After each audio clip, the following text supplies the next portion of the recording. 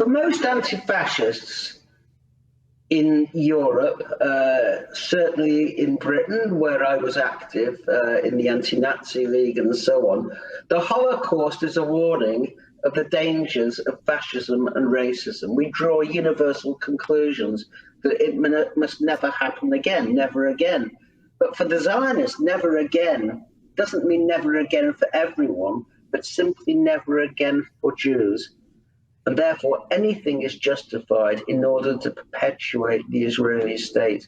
And so Gideon Levy, for instance, in an article in Haaretz, remarked on how each year thousands of Israeli school children are taken to Auschwitz. And the lesson they draw is not that Gaza must not happen because of Auschwitz, but on the contrary, what happens in Gaza is justified because of Auschwitz. That is the lesson that the Zionists draw. It's the exact opposite of the conclusions that anyone who's anti-racist or anti-fascist would draw. And that is why the Holocaust is never seen as a product of fascism, but simply an irrational, eternal hatred of Jews as Jews. Hello everyone, I'm Rania Khalek, and this is the full episode of Dispatches, available exclusively to patrons of Breakthrough News. Israel was not founded because of the Holocaust, nor is its behavior driven by so-called Holocaust trauma. Rather, the Holocaust has been weaponized to demonize and dehumanize Israel's victims, to immunize the Zionist state from criticism, and to justify its ongoing colonialism and genocide in Gaza. It's through this weaponization of the Holocaust that Israel can portray itself not as the aggressor, but as the eternal victim with a permanent get-out-of-jail-free card. In fact, what truly drives Israel, similar to colonial movements before it, isn't victimhood, but land theft mixed with a fear that its indigenous victims will seek retribution. Joining me to discuss this and more is Tony Greenstein, a long-standing Jewish anti-Zionist, Marxist, and anti-fascist activist from the UK, and author of Zionism During the Holocaust. Tony, welcome to the show. Yeah, welcome to you. Thank you. Thank you so much for joining me. I really appreciate it. And I'm really excited to talk about the subject matter at hand, which is this excellent piece that she wrote for the Electronic Intifada, which I encourage everyone to go check out. The title is Israel's Holocaust Trauma is a Myth. And you very meticulously go through why that's the case. Before I ask you any questions about that, I want to play this clip that you actually opened the piece with. And this is going to be a clip of Naftali Bennett speaking to Sky News a few months ago, and more, closer to the beginning of the genocide in Gaza, where he does reference the Holocaust in a very typical way to kind of justify or actually antagonize the host for daring to ask about Gaza's civilian population. So let's take a listen to that, and then we can go from there. And what about those Palestinians in hospital who are on life support, and babies and incubators whose life support and incubator will have to be turned off because the Israelis have cut the power to Gaza? Are you seriously keep on asking me about Palestinian civilians? What's wrong with you? Have you not seen what happened? We're fighting Nazis. We don't target them. Now, the world can come and bring them anything they want. If you want to bring them electricity, I'm not going to feed electricity or water to my enemies. If anyone else wants, that's fine. We're not responsible for them. This is the point. But you this keep is on. the point. I want to tell you. Listen. You listen to me right now. I've heard you enough. No, I understand. We're trying to have a conversation here. Listen, this is my program. This is my show. And I am asking the questions. You're raising your voice, and I've asked you, and we've already... That's about enough of that. I can't listen to Naftali Bennett whine much longer. But I mean, that's pretty emblematic of the sort of attitude that you get from Israeli government officials, and often, always have, but really in a more extreme way. And so, you wrote in this piece that I referenced for the Electronic Intifada, the lazy explanation for Israel's genocidal and exterminationist mentality is Holocaust trauma. Using the Holocaust, correct. Yeah, using the Holocaust as a catch-all explanation is convenient because it absolves people of the need to look for the real cause of Israeli Zionist violence. So go ahead and explain to us, based on what I just set up, based on Naftali Bennett's comments, Why is this Holocaust trauma that Israel often references to justify its atrocity such a myth? Well, the Zionist movement has used the Holocaust almost since its inception. I mean, there is nothing new in what Naftali Bennett said. I mean, he is a Judeo-Nazi, a Jewish Nazi. I mean, let's face it, there's no difference really between what Hans Frank, the Governor General, the Nazi Governor General of Poland, said when he talked about death by hunger, and 83,000 people, Jews, died in the Warsaw Ghetto from hunger, not from deportation to Treblinka. There's nothing new at all. When the Holocaust survivors were forced to go to Palestine and then Israel after 1945, and they were wanted primarily as cannon fodder for the so-called War of Independence, there is nothing new in this at all. When the Holocaust survivors were forced to go to Palestine after 1945, and you may not know, but in the displaced persons camps of Europe, Haganah was active in suppressing Jewish anti-Zionists, the Bund supporters, those who survived the Holocaust and so on. They were told when they got to Israel and when they were fighting, conscripted into the Israeli Defense Force or the Zionist terror militias, Haganah, Egan, Lehi, they were told by David Ben-Gurion in the fledgling army that they were fighting the new Nazis. That was in 1947, 1948. So there is really nothing new about this. And the worst, those who committed the worst atrocities, those who were the fiercest in their hatred of the indigenous Palestinians, were the Holocaust survivors, because in their eyes, the Palestinians were attacking them because they were Jewish. That was the theme. That's always been the theme. Of course, we know that's not true. But, you know, when you're brought from Europe and you've been living in a displaced persons camp, you know nothing of the history, you know nothing of the background, so you would have been very susceptible to that message. So fast forward 75 years, and why would the Palestinians break out of Gaza? It wouldn't have anything to do with the siege, still less to do with the occupation. After all, Israel treats them wonderfully. So it could only be because they hate Israelis because they're Jews, and they come to them as Jews, and they call them Yahud because that's how they know them. So the Holocaust as a narrative has always been present in Zionism, whether it's labor Zionism or revisionist Zionism, whether it's, if you like, Herzog from the labor Zionist tradition, or Naftali Bennett from the far right of the Zionist movement. The theme has always been the same. Of course, this is hypocritical because after the Holocaust in Israel, they really did not want to know very much about the Holocaust because they were building a new Jew, they were building a new country. And the Holocaust survivors reminded them of the old accursed galut, diaspora. And you know, if you listen to some of what they say about the diaspora Jews, if you didn't know who was talking, you would think it was a convinced neo-Nazi. I mean, if I can plug my book, which I've just written very recently, it's on Zionism during the Holocaust. And it gives many, many examples. There's of this. Joachim Doron, who's a political scientist historian in Israel, wrote an article for the Journal of Israeli History, which is, I think, the main journal of the Zionist movement, Classic Zionism and its enemies. And he said if you didn't know, say, who was talking, it would be the anti-Semites.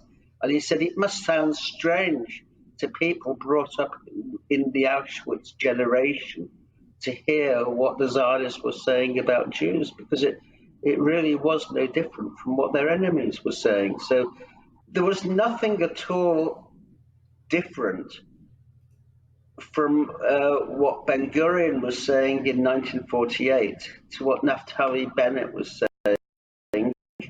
in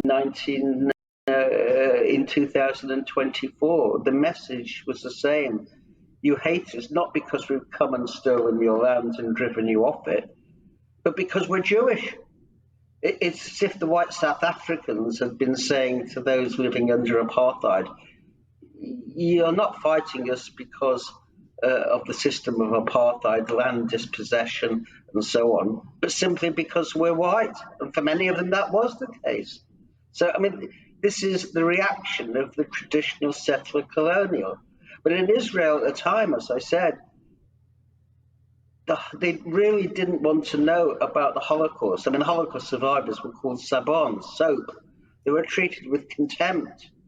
Hansi Brandt, who was the wife of Rudolf Kastner, a very famous collaborator, said that they simply didn't want to know. When I talked about our war, they talked about their war. They treated them, I won't say with hostility, but with a visible irritation. They didn't want to know about what had occurred in the diaspora. Israel was a new startup nation. It was a breaking free of the accursed galut, the diaspora. Because as Ben Gurion said, there's been a gap of 2,000 years in the history of the Jewish people, and it's only now been resumed with the birth of the Israeli state. So that was always the case. So when October the 7th happened, it was a terrible shock. I have absolutely no doubt about it. But it was a shock that all settler colonials experience when those they've been oppressing for so long rise up against them. I mean, that was the case in the slave plantations in the Caribbean. It was true in America, in the United States. You had the Nat Turner Rebellion. You had other rebellions. They were put down with savagery. You had the Governor Eyre controversy in Jamaica in the 1870s when there was a vicious counter-reaction by the governor and the planters there. Again, it had nothing to do with their opponents being white. It had everything to do with the role they played. So in Haiti, for example, Santo Domingo, with a successful slave uprising in, I think it was 1791, the black population slaughtered every single white French person. I mean, they were quite savage. I mean, far, far worse than anything that occurred on October the 7th. Though incidentally, the German whites were spared. So it simply wasn't because they were white. It was because of where they came from and what they were doing. And I have no doubt on October the 7th, there were some atrocities. In every war, you get that. But it really, of course, is nothing compared to the savagery of Israel today. I mean, you can't compare it.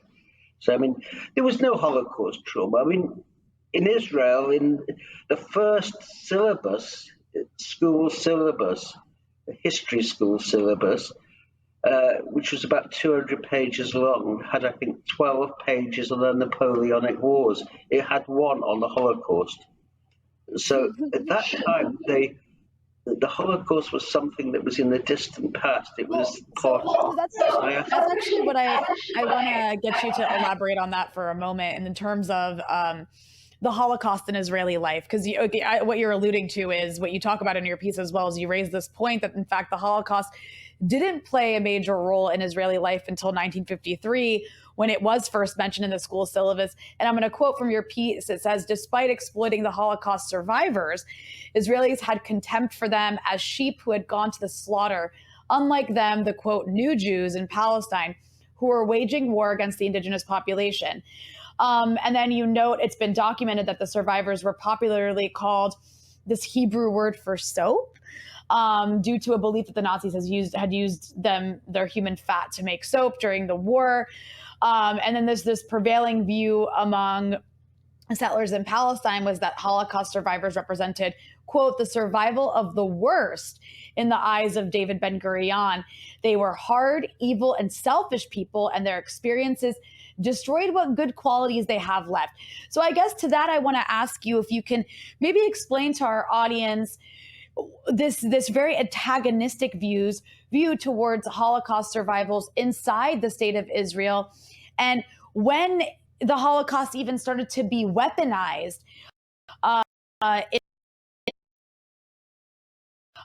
in the ways that, we see it being weaponized now, because it clearly didn't happen. I mean, you mentioned it happened in refugee camps to get people to go fight in 1948 against the indigenous population in Palestine to formulate the state of Israel. But then after that, it's kind of ignored until it's brought back in. And then there's the pretty horrible treatment of actual Holocaust survivors inside the state of Israel, to the point where the Israeli government was even taking reparations meant for them and putting it in their own coffer. So I know I just mentioned a lot for you to unpack there, but yeah, if you could maybe talk about the role of the Holocaust in the state of Israel, kind of from its birth to now, and what that's meant for actual Holocaust survivors. Well, yeah, I mean, if you like, most people believe that Israel was set up as a refuge for Jews from anti-Semitism. I mean, that's a common popular myth, and it's something that's believed by Jews worldwide. But it's simply not true.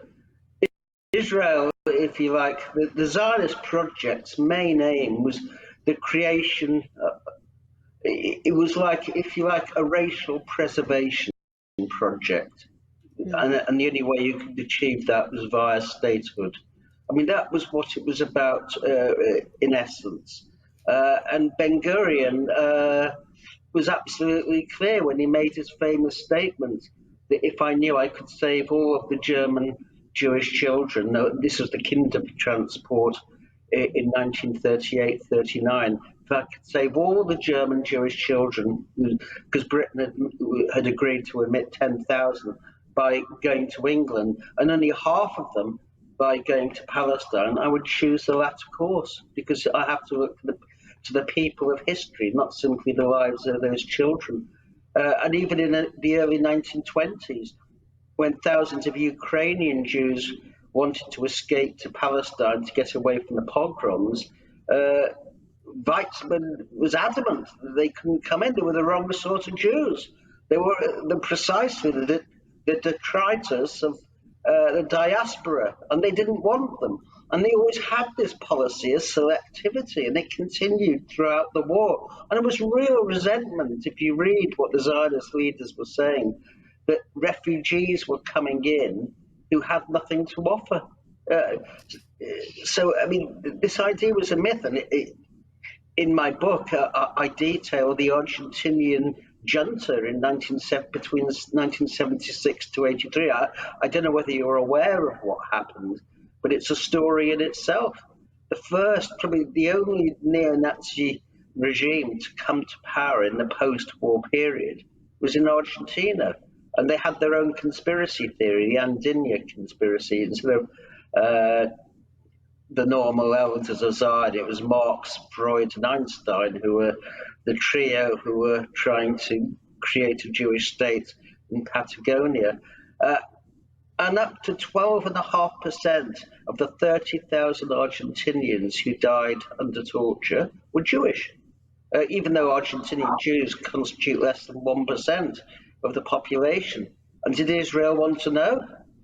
The Knesset wouldn't even discuss the matter throughout the whole period of the junta, because it was arming them, it was giving them weapons, and Argentina was the biggest single purchaser of Israeli weapons. And Israel was a fundamental part of the anti-communist alliance, which Argentina was a part of under Reagan. So this idea that Israel was a refuge, when the Israeli embassy was turning away applications for visas from people whose lives were in danger. And to this day, I mean, there's a silence over Israel's role there. So I think we need to debunk this idea that Israel is a Jewish state in anything other than a racial form. It's a state of Jewish supremacy, but it's not a state that serves or has any meaning for Jews living in the diaspora, and that's kind of the myth that's grown up. But throughout history, Zionism and anti-Semitism were kind of twins of a kind. They couldn't survive without each other. and that was reflected in the attitudes to the Holocaust. I mean, today, you have rabbis like Rabbi Kashtiel saying, well, Hitler was right, he just got the wrong target. It should have been the Palestinians, although I don't think there were many Palestinians in Nazi Germany at any time. But that is their attitude. They have no basic objection to the Nazi program. That is the irony of Zionism, which claims to be the solution to anti-Semitism. So the Holocaust really did not figure. It was the myth of Masada, where the few hundred Jewish zealots allegedly committed suicide rather than surrender to the Romans in the Judean fortress of Masada. That was the main myth that the Israeli state fostered right up till really the Eichmann trial in 1961. And it was then, the opening speech of Gideon Hausner, the prosecutor, was when he spoke about Jews in Europe having gone like sheep to the slaughter. That was their attitude. And really, even that attitude continues today. Israel commemorates the Holocaust on, I think, 3 days a year, national holidays, speeches, and so on, parades. But that is different from the actual Holocaust survivors who still continue to live in Israel. They live in poverty, many of them, over a third. They choose between food and eating and heating. Their reparations, Ben-Gurion was insistent, should go to the Jewish state, not to them individually. It would be the Jewish state that carved them out. There were different arrangements in other countries when it was handled by the Jewish Claims Conference, but that's another story anyway, because the corruption in that organization, where just millions of dollars were simply embezzled by people like Rabbi Israel Singer, for example. Quite a number were sent to prison in these scandals, but the Holocaust survivors have been seen as an expendable commodity, very, very useful, of course, for propagating Israel's image as the answer to age-old anti-Semitism. And the Eichmann trial itself, I say, was held in 1961 after Eichmann was kidnapped in Argentina. But really, the only reason it was held was because of the lingering scandal and stain of the Kastner trial. Now, I don't know whether you're aware of that in the 1950s. No, please, feel free to elaborate on that. Okay, well, I'll try and be as brief as I can. In essence, what happened on April the 10th, 1944, Rudolf Verber and Alfred Wetzler, two Jewish people who were working in Canada, the place in Auschwitz where they sorted the belongings of those who'd been exterminated, they escaped from Auschwitz. It was a perilous escape. They were apart from one other Jew, Lederer, who was taken out of Auschwitz by a friendly SS officer, they were the first real, genuine Jewish escapees. And it was extremely perilous, but thanks to the Auschwitz resistance and Russian prisoners of war who had experience, they got out. And then there was a 2-week trek to Slovakia. And when they were there, they met the Jewish council, the Judenrat, there. And they set down on paper in separate rooms their account of what happened at Auschwitz and what was happening. And the reason they escaped was because they were building a new ramp in Birkenau so that the trains went right up to the gas chambers rather than having to walk 2 or 3 kilometers, which delayed the process. So they were making the gassing of Jews more efficient. And the reason why was Hungary was the last major Jewish community to survive in Europe. And the Nazis had occupied it on March 19th, 1944, because they feared that the Hungarians were going to switch sides in the war, because obviously the war was going badly for Nazi Germany.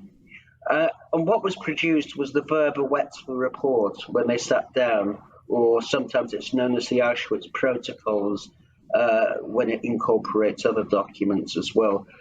For the first time ever, concrete proof existed of the existence of Auschwitz as an extermination camp. prior to that, the belief was that Auschwitz was a major labor camp because it had large numbers of industries, IG Farben, Siemens, and so on. It had about 40 outlets.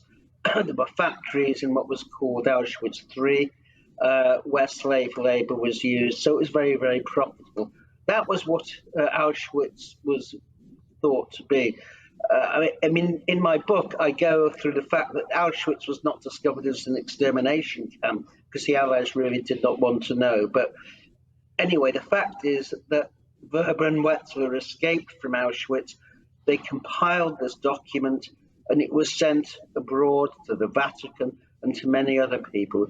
It was also given to the personal representative of Hungarian Zionism, Rudolf Kastner, who was the chair or the vice chair of the Zionist Relief and Rescue Committee. And he sat on it. What he did was negotiate an agreement with Eichmann that the Zionist and Jewish elite would leave Hungary on a train, which they did on the 1st of July 1944.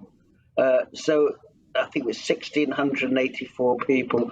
Eventually, they went first to Bergen-Belsen concentration camp, and then they went on in 2 stages to Switzerland. So they escaped. But the deal, in essence, was that Eichmann that Kastner would keep quiet about the destination of the deportation trains. Not only that, Kastner was active in misinforming the Jews that where they were going was a fictitious resettlement place called Kenya Maze.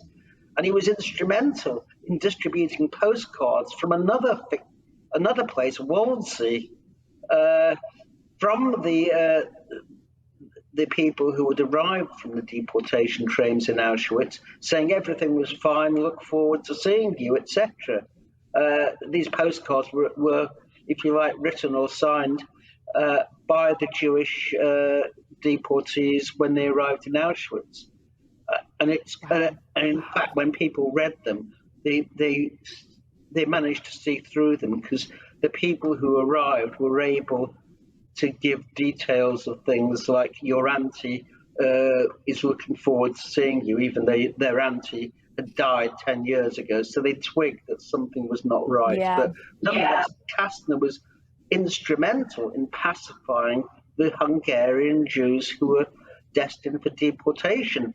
And nearly 500,000, 437,000 were deported to Auschwitz. And I imagine about 350,000 of them died. I think 80,000 were taken on to labor in Germany itself. But when the Holocaust, those who survived Auschwitz itself came back and came to Israel, they had Kastner in their sights. Why did you misinform us? Why did you lie to us? Why did you tell us that we should get on the trains first to get the best accommodation in a place that didn't exist? And this scandal blew up into the Kastner trial in Israel. It started in 1954.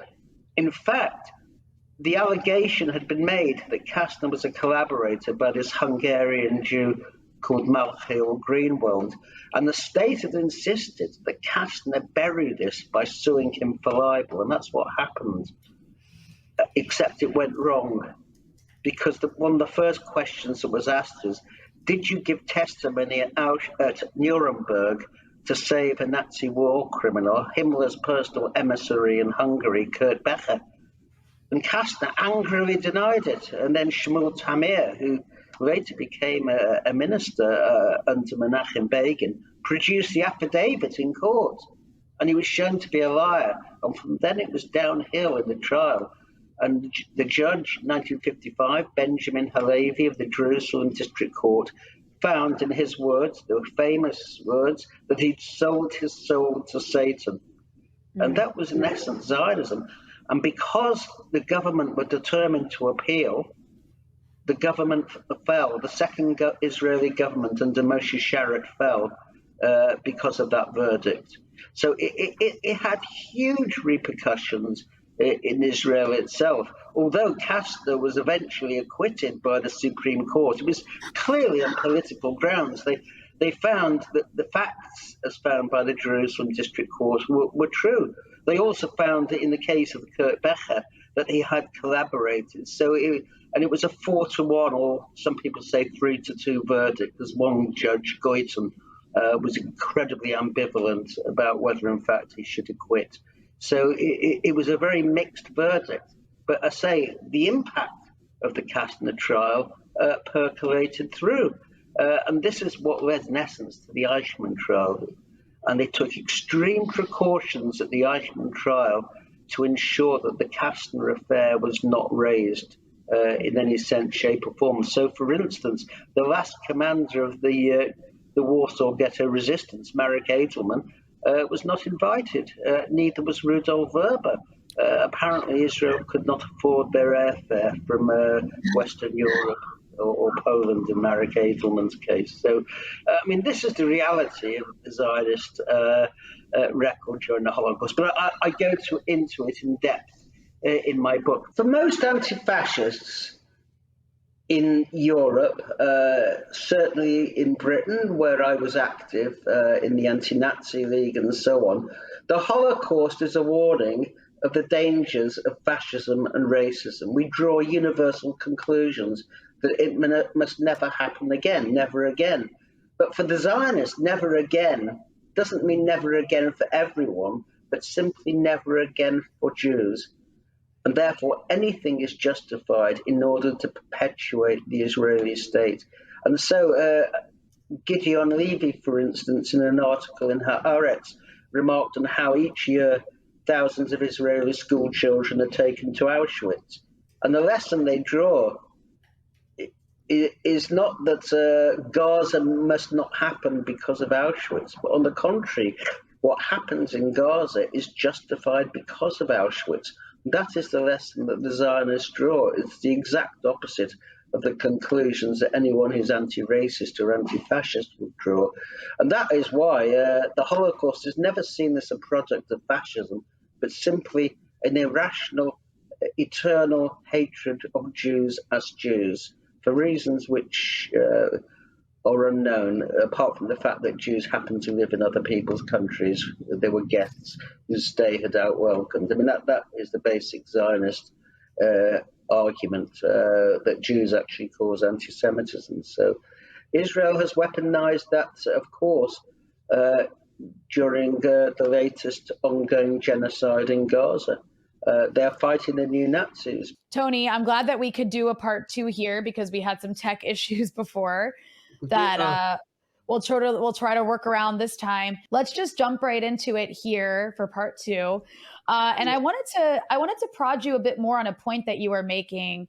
You were talking about how, the anti-fascists in Europe took the lessons of the Holocaust and universalized them, right?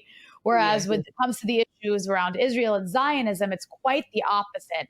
So I wanted to use that as like a segue to ask you about a term that we've been hearing more and more about recently as people kind of get hungrier to understand the situation with Palestine. And that's the idea of the Holocaust industry. So can you explain to our audience, what do we mean when we talk about the so-called Holocaust industry? And what does that have to do with Palestine? Oh, well, it has everything to do with Palestine. Well, it's quite simple. The Zionist movement, having done absolutely nothing to try and prevent or to try and save or to rescue Jewish refugees from the Holocaust while it was happening. And today you wouldn't believe, everything the Zionists mention has something to do with the Holocaust. During the Holocaust itself, they really didn't want to know about the Holocaust. In fact, I think of Boaz Evron's book, Jewish State or Israeli Nation, and he quotes from the Zionist executive minutes that Ben-Gurion, Tabenkin, Weizmann, and all the others, notables on the Zionist executive, were complaining that people, by focusing on the Jewish refugees, were distracting attention and taking away the fundraising from the need to build the Jewish state, which is the priority, as far as they were concerned. the Holocaust was entirely secondary. Indeed, even after they announced, because they'd been forced to, because the evidence had accumulated such that the Holocaust was happening, that was in November 1942, even though they'd known about it for 4 or 5 months. Even after then, they then issued a statement under the name of Yitzhak Greenbaum, who was the chair of the Zionist or the Jewish Agency Rescue Committee, that the Holocaust had come to an end, that there were 55 Polish ghettos in Poland, and that at least 2 million Jews had survived. Where did they get this from? Ostland, a Nazi paper. So they were quoting evidence from the Nazis to prove that there was no Holocaust, for which even Palkor, the Jewish agency, press agency, protested. So it would seem, I mean, there's a really good book by this right-wing Zionist, Shabtai Bet Tzvi. It's entitled "The Ugandan," on the question of the Ugandan situation. He compared it to Uganda, the project under Herzl. Even he said, I mean, they were amazed that they simply didn't want to recognize what was happening. And the reason was because it was really a distraction. I mean, if you're a Zionist and you're a good Zionist and you're a leader, then you were focused entirely on building a Jewish state. And really everything else was beside the matter. It was just secondary at best, and you really did not want to distract and take away from people's efforts, unless you could tie the refugee question to the Zionist question. That was the only exception, because the refugees, the Jews who wanted to escape from Europe, if you could divert them solely in terms of entering Palestine and use them to break down the barriers to immigration, then that was acceptable. But if it was separated, and Ben-Gurion in a famous letter in, December 1938, and if you want, I can quote to you if you're happy. Yeah, feel free. Yeah, because it will illustrate my point. I'm just quoting from my book now. I mean, because I've got all these quotations here. He wrote in a memorandum, in fact, to the Zionist executive of the 17th of December, 1938. Bear in mind, this is just a month after Kristallnacht, the Nazi pogrom against the Jews. And he said, if the Jews are faced with a choice between the refugee problem and rescuing Jews from concentration camps on the one hand, and aid for the National Museum in Palestine on the other, the Jewish sense of pity will prevail, and our people's entire strength will be directed at aid for the refugees in the various countries. Zionism will vanish from the agenda, and indeed not only world public opinion in England and America, but also from Jewish public opinion. We are risking Zionism's very existence if we allow the refugee problem to be separated from the Palestine problem. So that's why when they talk about the refusal of the West to admit refugees, they simply do that in terms of Palestine. They don't complain that Britain wouldn't allow them into Britain or America into America. Their only complaint is they weren't allowed to come as settlers to Palestine. And that was a Zionist theme throughout. And there's a very famous quote. I don't know whether you've heard it, but I'm sure your viewers will be interested, because after 1938, Kristallnacht, the world was inflamed, the opinion, and the British made an exception to what was a strict immigration policy, and they agreed to what was called the Kinder Transport, whereby 10,000 Jewish children would be admitted to England from Nazi Germany. That included the conquest in Czechoslovakia. And Ben-Gurion said this. I mean, Ben-Gurion, if you like, laid down the parameters of the policy, but he wasn't in a minority. There was no dissent from what he said.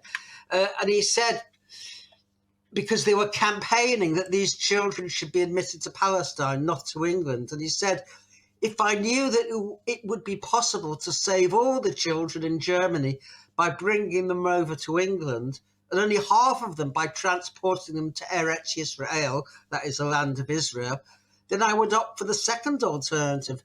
For we must weigh not only the life of these children, but also the history of the people of Israel. I mean, and that's in his own official biography.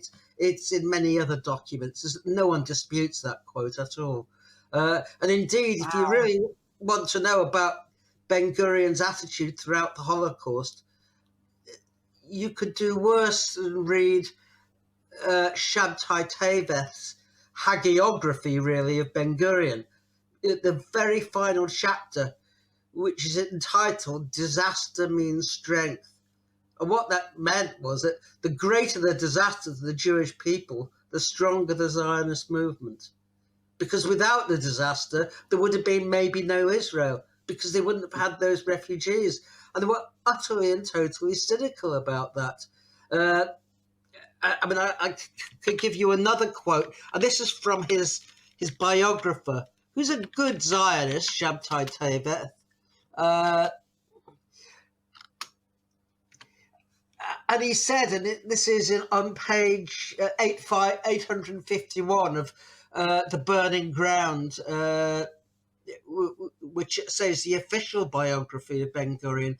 He said, if there was a line in Ben-Gurion's mind between the beneficial disaster and an all-destroying catastrophe, it must have been a very fine one. The beneficial disaster, of course, was the Holocaust. Wow. So it's such an interesting way to look at it in the sense of, okay, on the one hand, Israel's like, oh yeah, we suffer from Holocaust trauma. That's what drives everything we do. But in reality, it's like they need the Holocaust trauma to exist. But there's another part of this I'm curious if you could talk about, and that is the way that this Holocaust industry is then used to transfer guilt and responsibility for the Holocaust onto Palestinians to make it okay to essentially steal from them and destroy them. And you even mention in the piece you wrote for the Electronic Intifada, you mentioned how at Yad Vashem, the Holocaust Museum in Israel, how it's devoted an entire wall to the Grand Mufti, who, by the way, let me remind people, at one point Netanyahu a few years ago even tried to accuse the Grand Mufti of actually giving Hitler the idea for the Holocaust. Like, the guy literally tried to blame Palestinians for the Holocaust. But I guess, can you talk about that element of this Holocaust industry, the way it's used on the one hand to basically absolve Europeans, absolve Germans of the responsibility for their actual committal of this heinous act, and then transfer it onto the victims of colonialism in Palestine? Well, yes. I mean, that's one of the reasons why Germany is so keen on supporting Israel, because it does shift the blame to, if you like, the victims of the victims, except, of course, most Israelis weren't victims in the first place. But the Holocaust industry is, if you like, the whole propaganda industry and everything that's built around it, the Holocaust memorials, the museums, the educational trusts, and so on. You see that in this country, in the United States, all of it geared to one message, which is Israel is the answer to the Holocaust. And of course, it isn't any answer at all. And what they do, of course, is they completely decontextualize the Holocaust itself and what caused it, and the anti-Semitism. Because anti-Semitism for Zionists is not society. It's not where you live. It's not the scapegoating. It's not the racism against Jews and so on. It was simply the fact that, A, people like you are inherently anti-Semitic because you're not Jewish. You can't help it. It's in your DNA. And having inherited it, as Pinsker said, for 2,000 years, it's an incurable disease. So they call it a virus, because it's a virus is something you can't, or generally can't, combat, certainly not at that time. But B, that the other cause of it is that Jews are living outside their national home. I mean, it's a kind of blood and soil thing, the belief that every people has an attachment to the land through their own blood and soil and so on. And that Jews had lost that. They were, in the words of A.B. Yehoshua, a famous Zionist novelist who's just died, they were guests in other people's countries. They used those countries like people use hotels, and they outstayed their welcome. And so Jacob Klatskin, who was a Zionist theoretician, he developed the Zionist magazine. He said, instead of defending our rights against the anti-Semites who want to take away our rights, we should defend ourselves against those who oppose anti-Semitism, because they are denying us, if you like, our right to live in Palestine. Yeah, so they were opposed to the anti-fascists, and that's why, I mean, in the period before Hitler came to power, the Zionists took no part at all in any anti-fascist activity. And they didn't in Britain. Zionism has never fought anti-Semitism because how can you? It's futile, as Herzl said. You can't eradicate it if it's in your blood. What can we do? I mean, that was a Zionist message. And that's why Zionism was considered by Jewish socialists and revolutionaries as a totally reactionary ideology. And in Poland, I mean, I don't know whether you know, but in the last three elections in 1938, I think it was May 1938, in Warsaw, for example, there were Jews elected separate members to the councils because they were a national minority. Out of the 20 council seats up for election, the Bund, which was an anti-Zionist Jewish social democratic party, won 17. The Zionists won 1. And that was repeated throughout Poland. In other words, Polish Jews, amongst whom Zionism had a base in the 20s, had simply abandoned Zionism because it was seen as legitimizing everything the anti-Semites said. The anti-Semites said you don't belong, and the Zionists said, yes, we agree. So, but the Holocaust industry, of course, doesn't mention that.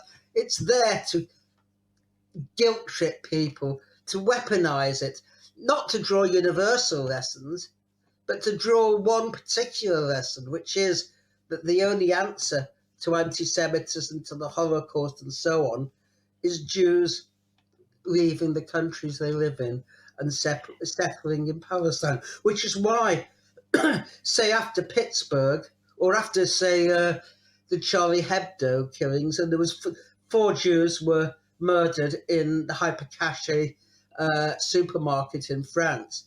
Netanyahu came to Paris and told the French Jews in a speech in a synagogue, your real home is not in France, it's in Israel. And they immediately burst out singing the Marseillaise. Right. I remember that. And it's so, I mean, the irony, of course, is it's like taking essentially the Nazi view of what makes a Jew, which is this idea of this racial, I mean, it is, Jews have been obviously racialized across Europe, especially. But it's taking that idea and going with it. It's going with it. And it's also like erasing an entire diverse cultural history, because obviously, like, Jewish culture in Germany is not the same as Jewish culture in Morocco or in Iraq or in Latin America. But it's taking all this entirely like racially diverse religious group and essentially projecting European Jewish history onto everyone in a way that, you know, just not only erases history, but changes the entire dynamics of entire regions in the global South. But that's, of course, a different story here that I hope to cover on a different episode. But, you know, I want to actually ask you a personal question. Sure. I thought it was quite interesting when I was reading some of your bio that you, in fact, are the son of an Orthodox Jewish rabbi. Yeah. And when you were young, you were a member of a religious Zionist group that you describe as now an integral part of the Messianic settler movement. So I'm curious, like, you know, how did you end up shifting from growing up in that environment to having the views that you do now, which are like diametrically opposed to all of that? I suppose that my father was a traveling rabbi, so he ministered to different congregations in Stoke-on-Trent in the Midlands, in Coventry in the Midlands, in Southport, which is in the Wirral, and then in Merthyr in Wales. And Merthyr was certainly formative because it was a heavily mining area. Literally, you weighed the Labour vote, you didn't count it. You know, and if you were a Tory, a Conservative, you could get beaten up at school for that. You know, miners hated the Conservatives. They hated Churchill, incidentally, because you sent the police in to shoot the strikers. And that rubbed off on me. And there was a kind of radicalism. And I suppose I became a Marxist from a very early age because I saw the irrationality of capitalism, the dog-eat-dog mentality, that you don't produce for what people need, you don't plan production, you don't arrange society so that everybody has a stake in it and the control, that there is vast wealth, etc. All of that impinged upon me.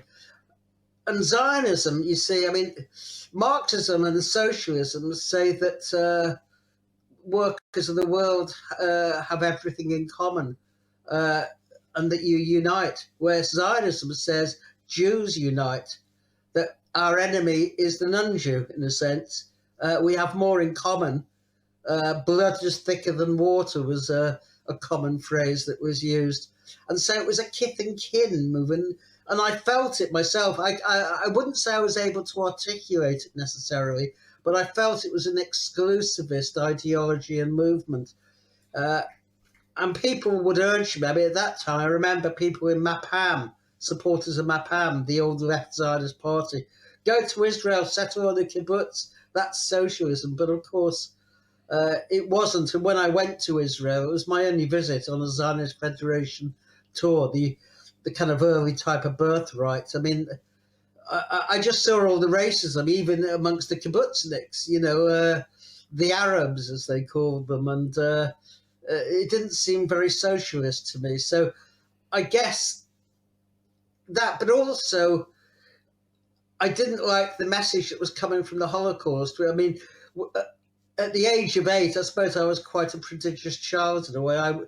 I read Lord Russell of Liverpool's Scourge of the Swastika. He was the chief legal counsel at the Nuremberg trial for the British prosecution of the Nazi war criminals. And he wrote this book about the horrors of Auschwitz. And I thought, how can people do this to other people? And the lessons I drew were that racism was wrong, whoever it applied to. But for Zionism, racism is only wrong if it's against Jews. And so the messages I had were starting to differ from those which were mainstream in the Jewish community. And I think at that time, it was a very solitary experience being a Jewish anti-Zionist. I had maybe one friend who was non-Zionist, but I knew no one else who was. So, I mean, you got vilified and pilloried and so on and so forth. Whereas today, of course, it's rapidly becoming a movement of its own. It's no longer a mark of disgrace or shame to be opposed to Israel, because Israel has now come out. The Labour Zionists were very good at the propaganda, you see. They won over the Social Democrats, etc. I mean, supporters of the Arabs were often on the Labour right, people like Christopher Mackey. But today, almost without exception, there is a solid block of the right in support of Zionism. And that extends to the neo-Nazi right. It's not just the conservative right. You know, Richard Spencer will proudly declare, I'm a white Zionist. Because they actually don't see Israelis as Jews. They see them as themselves. Yeah. Right. They're the spearhead of the West, of the Judeo-Christian white culture that they're trying to preserve across the world or whatnot. Yeah. This myth of the Judeo-Christian heritage. I mean, right. What was it? A history of pogroms. It's absurd. Let's just forget about all that. I also wanted to ask you, you note that you were a co-founder in 1982 of the Palestine Solidarity Campaign in the UK, which you resigned from in 2021. You say they abandoned Zionism. Can you elaborate a bit on what happened there? Yeah, I mean, I actually resigned. It was the second time I resigned from it. I resigned from it in 1993 when they voted to support the Oslo Accords. I wrote an article. It was a debate with the Jewish Socialist Group when I basically said, this is the biggest disaster that's happened to the Palestinians since the Nakba. You will live to regret it. And unfortunately, every prediction I made has come true. I said, you're just replacing the faces of Israeli police and soldiers with Palestinians. Nothing else will change. But unfortunately, again, I was in the minority. It's been an occupation in my life, always being in the minority or often being in the minority. But minorities are usually right, so I take solace from that. But in 2021, or no, that's 2022, PSC adopted a new constitution, and it abandoned any explicit anti-Zionism because the logic, they never articulated it, of course, because they never do, but it puts off the mainstream, and their whole slogan is mainstreaming, getting Palestine into the mainstream, without realizing that the establishment is never going to adopt support for the Palestinians because there are reasons why it supports Israel, and they have nothing to do with human rights as we see today. So I felt there was no point in remaining in an organization which I didn't agree with. And that's why I resigned. And it attacked Palestine Action repeatedly. It refused to support direct action. It had no strategy at all in terms of, it would never say, for instance, that we support a democratic state, not a Jewish state, which I think should be one of the main slogans now, the Palestine Solidarity Movement. We have to bring that, not only one state to the fore, but actually put it in terms that people understand. And that is, I think, that slogan.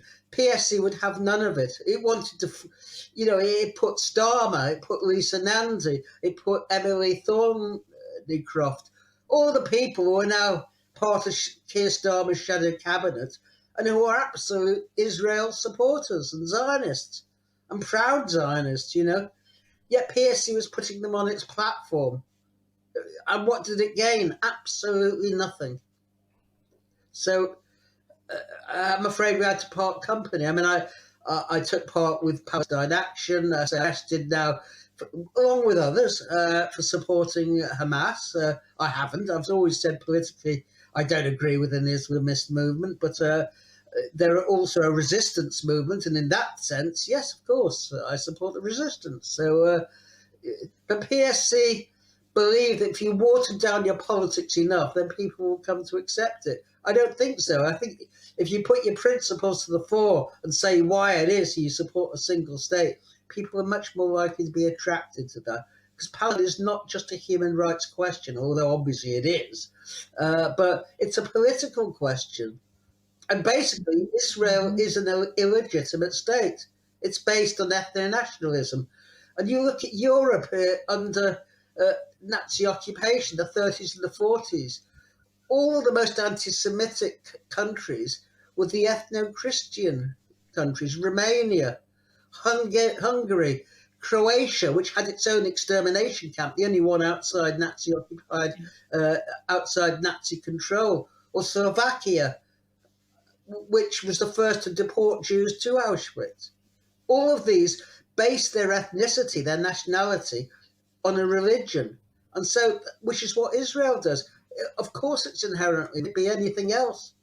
Yeah, exactly. And I want to ask you, I want to kind of go back to where we started and what your article is about. And so you've explained, You've explained the fact that Israel's not, in fact, driven by Holocaust trauma. And in the sort of part one of this, you went into the fact, you made some parallels about other parts of the world where, in fact, you know, these colonial movements, in many cases, their barbarity, their brutality is driven by, obviously, you know, they have to get something done. They have to get the indigenous population to submit. They have to make sure that they're too scared to rise up and to resist. But also there's a fear, there's an element of fear there that the victims of their barbarity are going to turn around and do the same thing to them. So can you explain what drives, if it's not Holocaust drama, what drives Israeli behavior?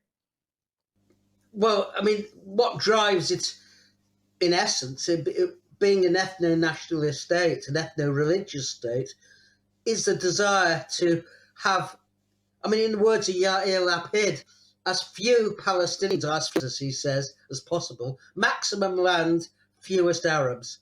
I mean, that's what he said. And he is of the centre-left in Israel. He's not the Ben Gavirs or the Smotrics. So that's a dynamic. You have to, if you want a Jewish state, you need as many Jews as possible and as few non-Jews. And that's the heart of it. That's what keeps it together. And the reality is, if there were no Palestinians, then Israeli Jews would fall amongst themselves. There would be a civil war, which we started to see before October the 7th, because there is a fundamental contradiction. Half of Israel sees itself as Jewish first, and the other half sees itself as Israeli first. They're united in hatred of the Palestinians. That is what binds them. That is the irony. It is the Palestinians which keeps Israel together. But of course, they don't realise that kind of dialectical contradiction. Yeah. So that, in essence, is what drives them. And of course, settler colonialism is inherently expansionist as well. So Israel really knows no borders. And if, for example, they manage to expel all the Palestinians or most of them from the West Bank, then sooner or later there would be another casus belli on the border with Jordan. And soon enough, you would have Israeli raids into Jordan, and the Jordanian regime would be accused of fostering terrorism, and so on. And so it just goes on, really, because after all, the land of Israel, so there's plenty of room for expansion. Well, Tony, I want to ask you one more question, and that's another personal question. You are involved with Palestine Action, and you're facing prosecution and potential prison time for your involvement in that activism. And then you also mentioned to me when we were getting started that you have had your devices confiscated by the authorities in the UK for supposedly support for Hamas.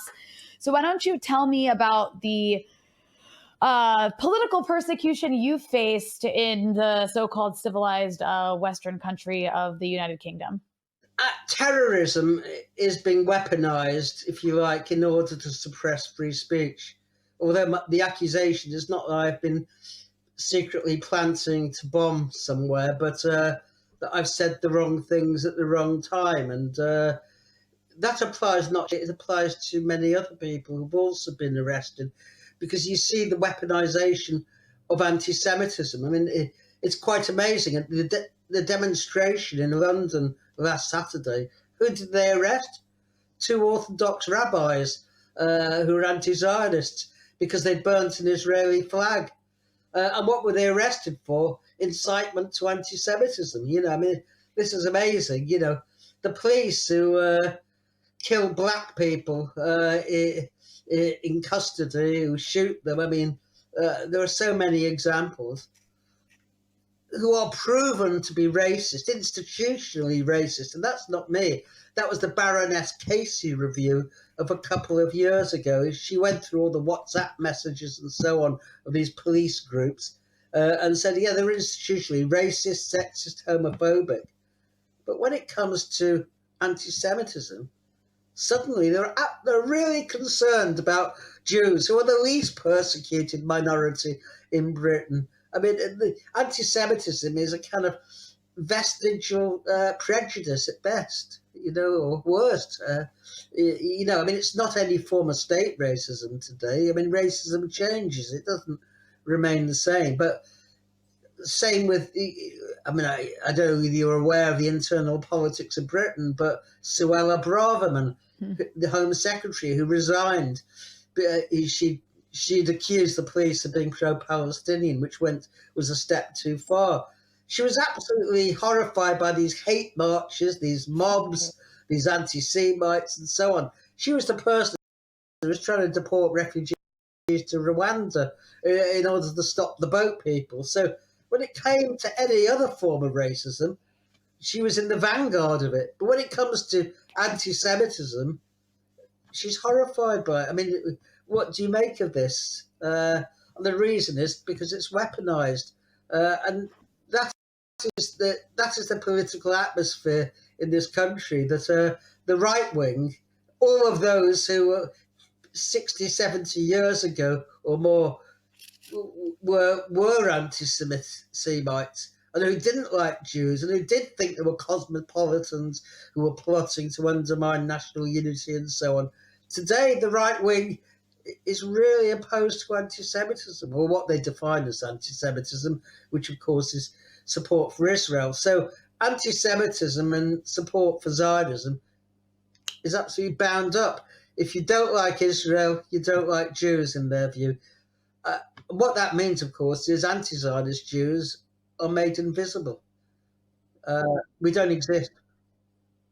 And the same in Germany. I mean, Germany, which has just bust up a Palestine Congress and arrested and beaten up people there and so on, including Jewish anti-Zionists, I mean, if they're opposed to Israel, they're the wrong sort of Jew, as we said.